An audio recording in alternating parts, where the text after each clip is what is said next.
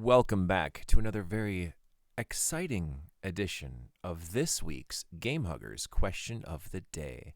And I know if you're listening on the Podomatic, the actual podcast version of the question of the day, you probably already heard that little catch line.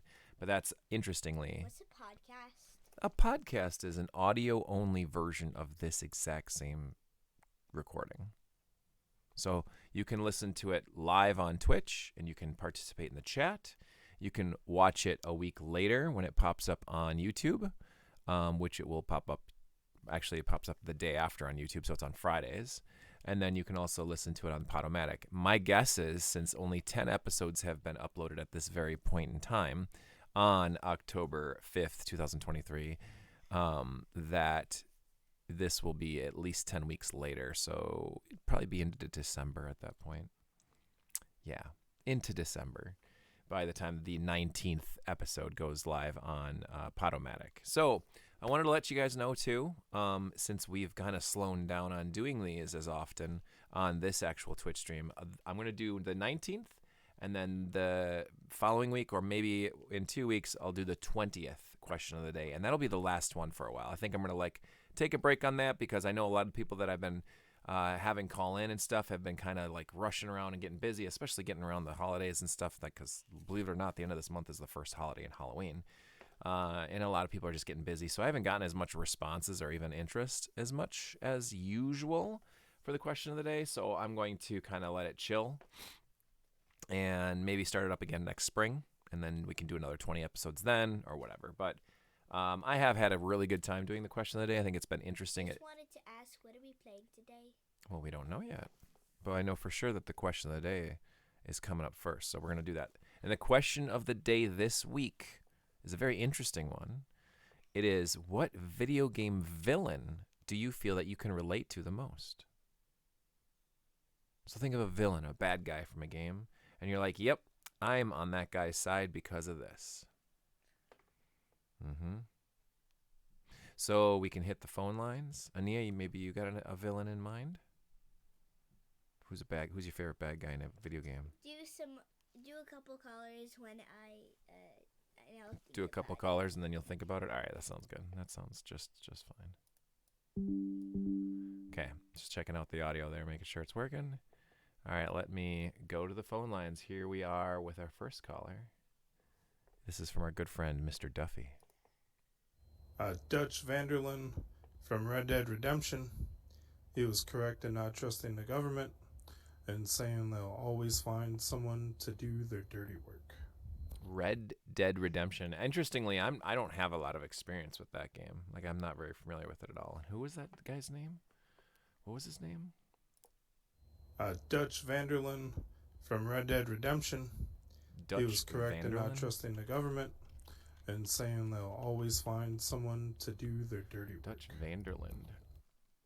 Dutch Vanderlyn is a recurring character in the Red Dead series, appearing as a central character and the secondary antagonist of Red Dead Redemption. Oh, interesting. 2010 action-adventure game, Red Dead Redemption. Oh. Not familiar, but I mean, maybe that's something we should check out at some point. Yeah. All right, let's get to the next caller. Who is this? This is going to be the very illustrious and flamboyant Mr. Perfection. Hey, sorry. I'm on vacation right now, so I didn't get a chance to record this, but I got a chance now. I'm at Mall of America.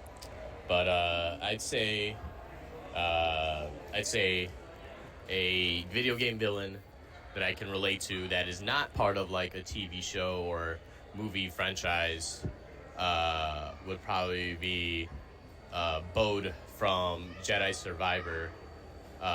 Just because I understand, he's a father just trying to do well by his daughter, and even if that means joining with the dark side or the bad side like the Empire, is at least benefiting his daughter. So, but yeah, that's my answer. Very anticlimactic, but I think it's interesting. I personally agree with that.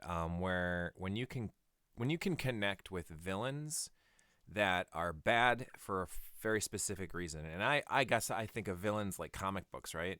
Whereas like Sandman in the Spider-Man universe, he was doing all those bad things, but he was doing it for his kid, trying to get money for his kid, to save his kid, to have a procedure done or medicine that'll save him.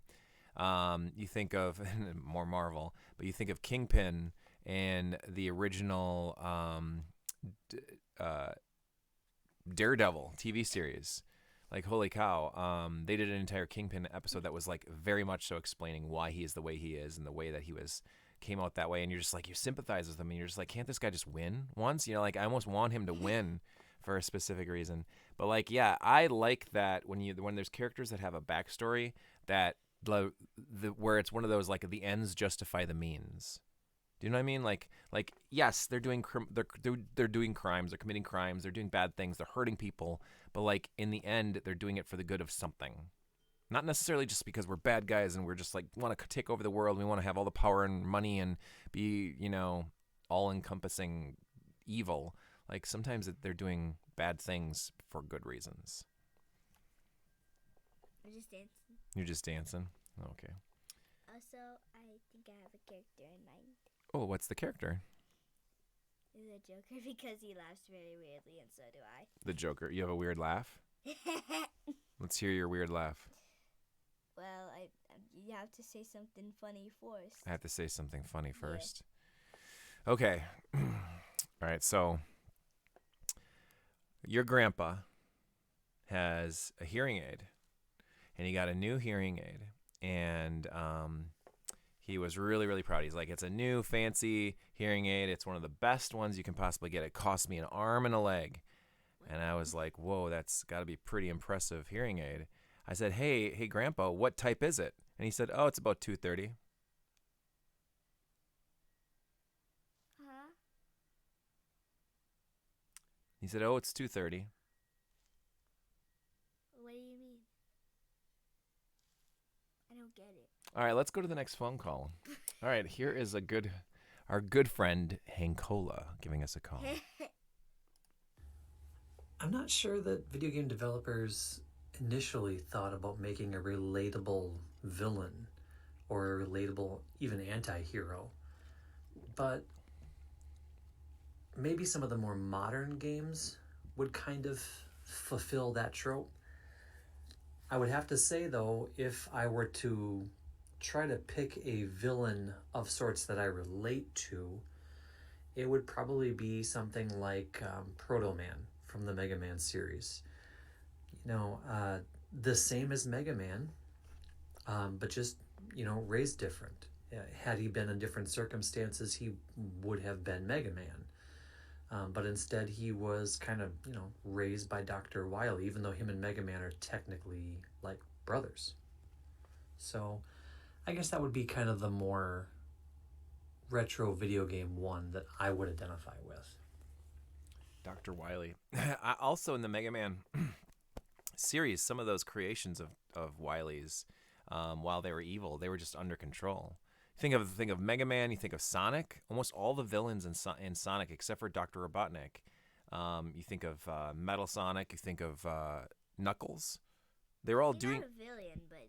They were... Knuckles is a villain in Sonic 3. Wait, Sonic 2. Wait, holy crap. Sonic 3. No, 2. Sonic 3, Knuckles. No, it was 2. Knuckles debuted in Sonic 3. No, it was 2 because he... No, it was 2. Sonic 2. Knuckles was in Sonic 2 only because you used the lock-on technology for Knuckles and Sonic in Sonic 2. I'm like really certain, but not 100% sure actually. You could be right, Anya, but I'm pretty sure. So initially you're fighting Knuckles and he's doing all these bad things, but because he's being told lies by Robotnik about how evil Sonic was, when in reality Sonic was the good guy. Knuckles is the good guy. Knuckles is a tweener. They made Knuckles a good guy in almost every Sonic game since then, but really, he's been a tweener since forever. He's like this neutral guy who's like, well, whatever benefits me, man. And so, yeah. Why when I just stand normal, it looks like I'm doing this? Does it? Looks like you're doing this with your shoulders. Are you shoulder dancing? No. All right, let's get to the next caller. It's like I'm slanted. You are a little slanty, huh? All right, let's get to the next caller. What's anything slanted about? All right, sweetie. Next caller. So, my favorite video game villain in terms of motivation and whatnot is Princess Peach. Obviously, she's quite sinister. I mean, there's situations where she'll emotionally blackmail her boyfriend Mario into coming to her castle when she's aware there's danger by saying that I baked a cake for you. And, just putting someone in absolute danger in doing that. Her learned helplessness and codependence on Mario is a threat to everyone, and it's an absolutely sinister, almost psychological problem that clearly indicates daddy issues. Nonetheless, Princess Peach is good at racing go-karts, so based on that, she's my favorite video game villain.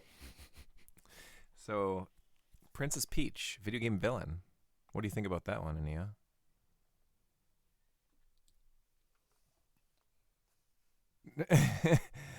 I don't know. I don't know if I agree with that one. She pretty. She's pretty. She's pretty convincing, huh? Yes. That's hilarious. All right. Hey, I baked a cake for you, even though you literally put yourself into almost dying. I baked it. You know what? Never mind. It's just a cupcake. Here you go. You're so silly. Yeah. So, do you think there's a possibility that Princess Peach is just in cahoots with Bowser all the time, and she's getting kidnapped on purpose to put Mario in danger? Is that pretty conniving? I mean, in the game it's like that, but in the movie it's not. It's definitely not like that. All right, let's get to the next caller. Ready? It's like The video game villain that I would relate to the most, well, this is a little bit of a cop-out because the character is made to be very sympathetic, and by the end of the game she's turned into not really a villain, but the Tinkerer from Spider-Man Miles Morales. Really great story behind that character. I was a big fan. I don't know anything at all about the Tinkerer, so that's actually really interesting to me. Those Spider-Man games on the PS4 and the PS5, Spider-Man and then the Miles Morales, the side Spider-Man game, and there's gonna be a Spider-Man 2 coming out too pretty soon. And hey, by the way, McClar, how's it going, my friend? Yeah, the Tinkerer, that's an interesting one. Now that kind of blurs the lines of when it's a comic book character in a video game, though. Oh, hey, Malakar. How do you say his username? McClar. Hi, McClar. 11,000. Yeah, so that one's a good one, and this is a lot of really good. I'm gonna have to take notes here. Red Dead Redemption, Spider-Man. Red Dead Redemption and Spider-Man and Princess Peach. Princess Peach is a villain. I need to get Where are you going, Bubbles? everybody that's subscribing. Here you go. Oh, you get a banana. Banana. All right, let's get to the next caller. Ash, it's Dale here, responding to your question of the week. Stop talking. For what video game villain do I relate to the most? And for that, well, at first I thought for a silly answer I'd go with Tornadoes from Superman Returns and Alan Wake for being those original final bosses. Especially one in Alan Wake where the only weapon that proves the most lethal against it is a flare gun. But I digress. I was going to have some fun with this, and I kind of like those hokey, lanky bad guys, and I'm going to have to go with King DDD from the Kirby series. Just him. There you go. Him just walloping around there with his big old fun hammer you just cannot take seriously, like a Shao Kahn hammer. And he has that garb and all that, and you know, especially Kirby Superstar in that chase, the Milky Way chase. I mean, what a villain! I absolutely love him, and that's why I relate to him the most. King DDD. With the giant mallet, King DDD. That's a really good one. There's so many different characters and so many villains. Yeah, the big hammer is the ultimate weapon. Hey, McClar, by chance, did you send an answer to this question of the week or the question of the day? Sorry, about what video game villain do you most relate to? I can't recall if you did or not. And if you did, I actually don't have it included. Oh no, I do. I do have yours. Never mind. I do have yours. I'm looking right at it. Big Hammer is the ultimate I do have weapon. yours. Never mind. My apologies. Big Hammer. They said Big Hammer. Big Hammer. Hammer. Big Hammer, 3 a.m. Yeah, get it? Big Hammer is the ultimate. It is. So Big King the DDD way is a they good said- retro game one. Dr. Wily's another really good from retro games. What, you know, like think of like the new anime The way series. I laugh like this. Is that how you laugh? Oh, Yes. good. I'm so glad. Yes. You think of the new anime series, Castlevania on Netflix. How that show even has you sympathize slightly with Count Dracula. What are you doing? No, absolutely not. You have your own water bubbles. Count Dracula and like how evil he is in all the games, and then you get the backstory about why he's so Can I evil, get some wheel food? why he hates Like why a he banana or something. why he hates animal or humans so much. What are you doing? Can I get an orange? There are no oranges. Do we have any fruit? Actually, don't have any fruit. What? Sorry. Do we have anything I could eat? No, because it's 9:15 at night. Yeah, they made Dracula so interesting in the Castlevania anime that it is someone that you can easily sympathize with, because especially all the evil. Yeah, exactly. Not good. You don't think of Dracula as the good guy, but you know those humans that screwed that whole thing up by, burning his wife at the stake. Like, oh my God, like you wanted them to pay. And Dracula has just built up that pent up rage and just like, yep, all of humanity and all of Transylvania are dying. And it's like, yep. Right, exactly. He's no longer 2D. Yeah, that's true. That is true. I do love the that anime series. I've only seen the first few episodes of that. I think the series are very, very short mini series, like 4 or 5 episodes per season, if you want to call it that. I only watched the first one and it was excellent.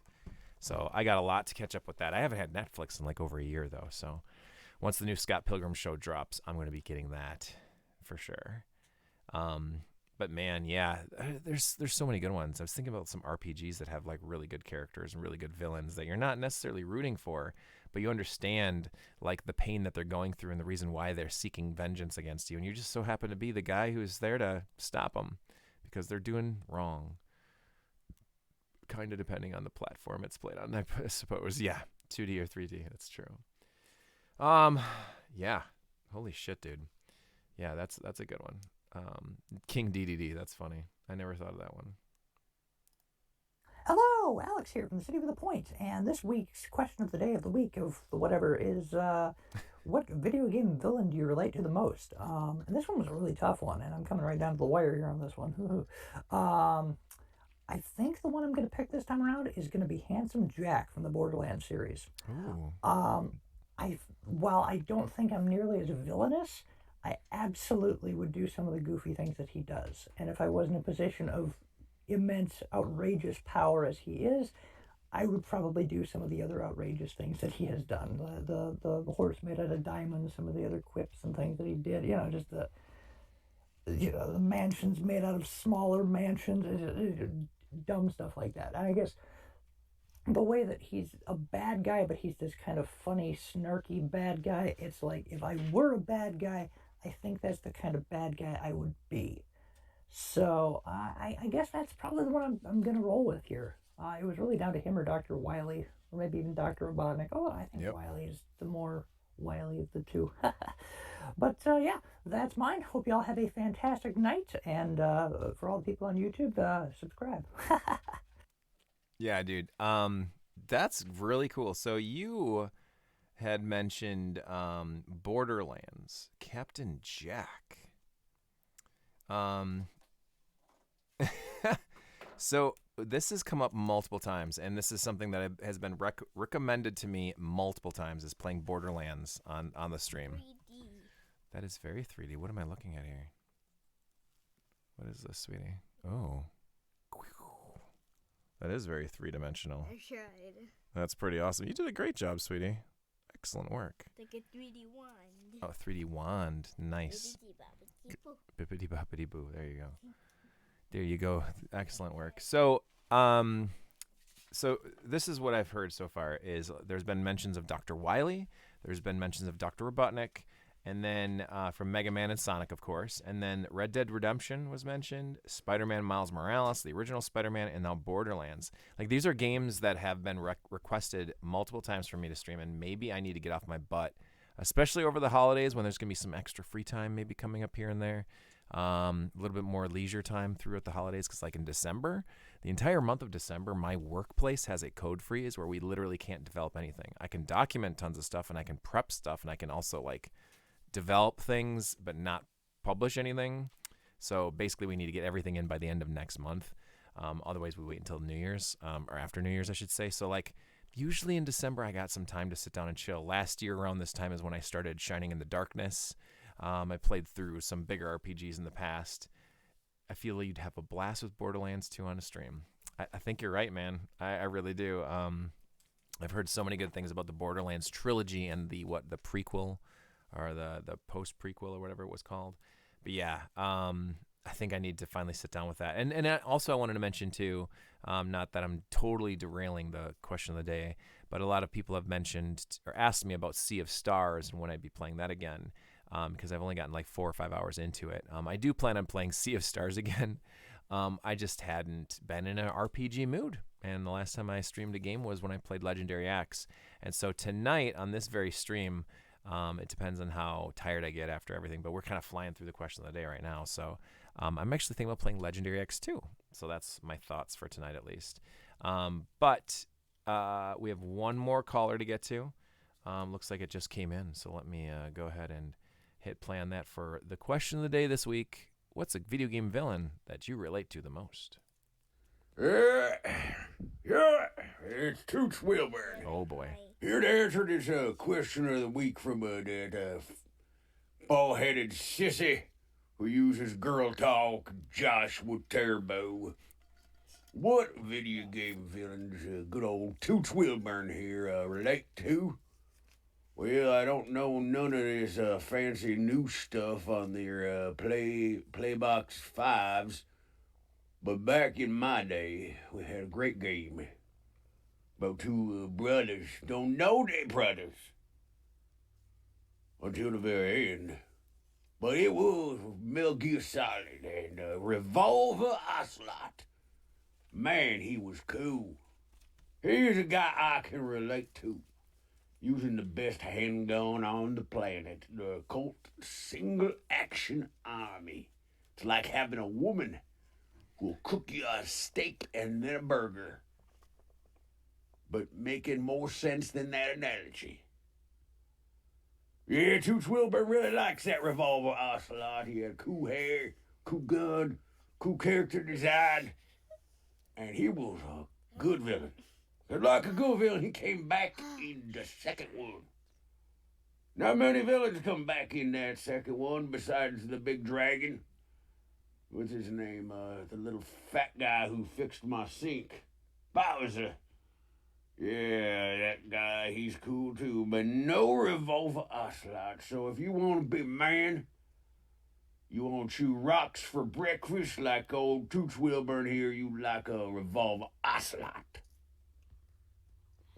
That is a very, very good villain. I don't know why Toots Wilburn, interesting character, how he relates to the classic Revolver Ocelot from the Metal Gear Solid games. But I remember, or Metal Gear Solid, but man, I remember the first time I was playing with friends and I watched them play and fight that boss. It was such an intense battle, and it was so, so cool. Very, very well done boss battle, and also very like, what are you doing? Sitting on your chair. Hi. Can I sit in your lap? Very cerebral, because it had done things in the game, in a video game that I'd never seen before, where it was accessing your memory card to talk about like, what games you play in the past, and like using like psychic memory, like you enjoy Castlevania, don't you? Or you've played Suikoden. Like, what is it doing? How does it know that? And it's just crazy because it's actually accessing your memory card to talk about what games you enjoy. And then when you set the controller down on the table and it like vibrates and moves the controller across the table. Oh, stuff like that was so cool. And it was reading your character's controller. It was reading your controller input, so it knew everything you did. You had to put the controller in controller port 2 to beat them, and Really cool stuff. Brilliant boss. Love that boss. It was very, very brilliant. But that gets us through all the phone calls, and now I am curious about what kind of video game characters you guys, stop it, can relate to the most. Video game, wish that more games and stuff like that. I know, I agree. That Metal Gear Solid Twin Snakes that came out on the GameCube, which is the definitive version of the original Metal Gear Solid at this point, does that with Nintendo games. And a lot of, if your memory card is full of Nintendo games, it talks about all sorts of different games like Eternal Darkness, because that's the same development team that did Eternal Darkness, and a bunch of other stuff. So it's really cool that they did that on that version of it too. So GameCube got a version of Metal Gear Solid as well. And if you think about the trilogy of Metal Gear Solid games, was Metal Gear Solid 1, 2, and then Snake Eater was 3, and then 4 is Sons of Liberty, and there was a 5, wasn't there? Yeah, there was a 5, because that was Hideo Kojima's last Konami game. A lot of people still point to the first one as the best, and the definitive version's on the GameCube. So, yeah, it's a lot of fun. It's a really good game. Are you getting sleepy? No. Are you sleepy, my little angel?